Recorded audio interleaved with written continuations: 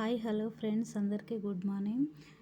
ఈరోజైతే మనము కొన్ని మంచి విషయాల గురించి తెలుసుకుందామా. మరి తలస్నానం చేయునప్పుడు అడ్డంగా రుద్దుకోరాదు.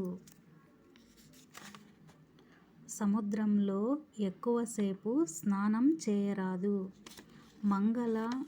మంగళ శుక్రవారములు సముద్ర స్నానం చేయరాదు. సముద్ర స్నానం వైశాఖ, ఆషాఢ, కార్తీక, మాఘమాసములందు ప్రశస్తం. చొల్లంగి అమావాస్య రోజున సముద్ర స్నానం మహాపుణ్యం కలుగును. భీష్మ ఏకాదశి రోజున సముద్ర స్నానం మహాపుణ్యం కలుగును. ఆదివారం తలస్నానం చేయడం వలన దారిద్ర్యము కలుగును. సోమవారం తలస్నానం చేయడం వలన శరీరం కాంతివంతమగును. మంగళవారం తలస్నానం చేయడం వలన మరణప్రదము. బుధవారం తలస్నానం చేయడం వలన లక్ష్మీప్రదం కలుగును.